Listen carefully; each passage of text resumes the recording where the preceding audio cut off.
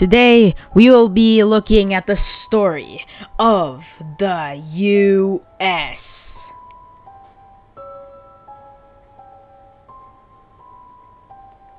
SR.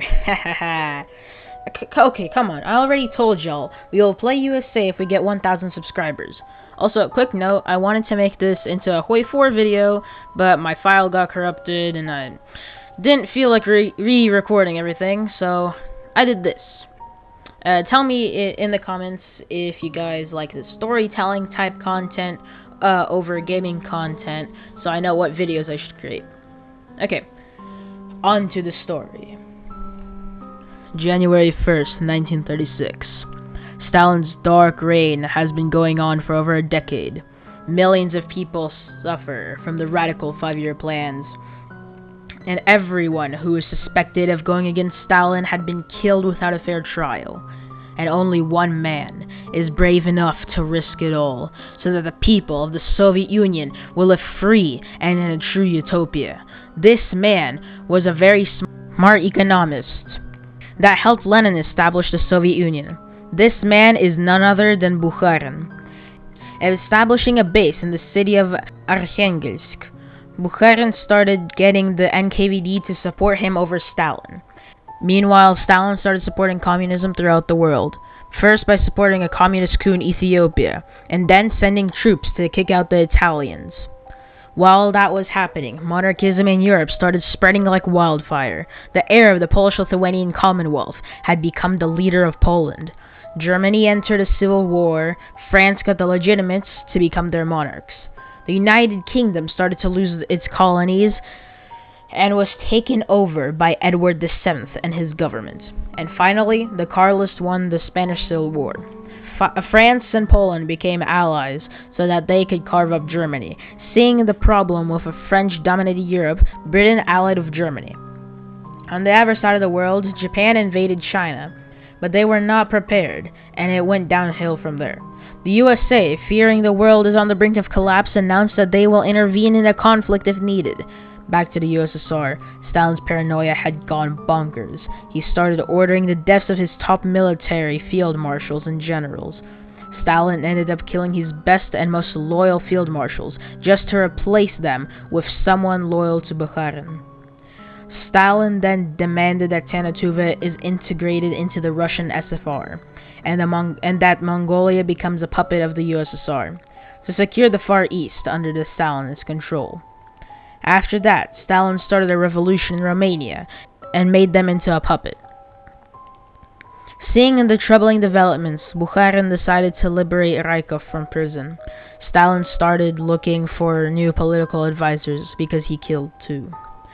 Stalin decided to listen to the NKVD, which was loyal to Bukharin, and get Bukharin and Rykov into the government. The year is 1937. Bukharin had gotten himself a very powerful position, and to ensure that Stalin's reign comes to an end without blood, Bukharin contacted Trotsky and promised to give Trotsky a position in the new government if he helps Bukharin against Stalin. Trotsky was already anti-Stalin and posted a lot of anti-Stalin newspapers. And without thinking for too long, Trotsky agreed. This was big for Bukharin, because Trotsky was Lenin's successor, and a military genius. In January of 1938, Bukharin, Rykov, and Trotsky all met in the city of Samarkand to discuss the future of the Soviet Union. A plan was soon agreed on, and on August 13th, 1938, at 9 a.m., the whole world received the news. Stalin is dead. What had happened was the NKVD stormed into his dacha and shot him to death.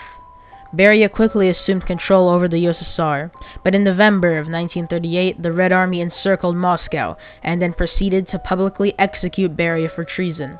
Bukharin was finally in power, and the first thing he did was declare the return of democracy to the Communist Party of the Soviet Union. Bukharin started working on many economic reforms, and the people started referring to him as the hero of the peasantry. Across the border, Poland celebrated the New Year of 1939 by annexing Lithuania and announced the mobilization of over 1 million men, many of which were stationed on the Latvian border. In other news, Finnish fascists have taken control over the country. Trotsky advised that the Finnish border should be moved a very far way away from Leningrad. A week later, our demands were sent, and as expected, the Finns refused to give us any land. The Supreme Soviet quickly decided to declare war on Finland. This war would be a good way to test the readiness of the Soviet Union in case of a major war. The Navy was quickly moved in to block anything coming in or out of Finland, and our bombers were tasked with destroying supply lines to starve the Finns into submission. France was quick to condemn our actions, but we cared little. But then, more and more countries started condemning our actions. Trotsky then commanded that we naval invade Helsinki to end the war fast. After a quick surprise invasion of Helsinki, the Finns saw no hope in continuing a losing war and surrendered. Finland was annexed into the USSR, but then, Poland declared war on Latvia and Estonia. Trotsky made a speech in the Supreme Soviet following the Polish invasion of Latvia.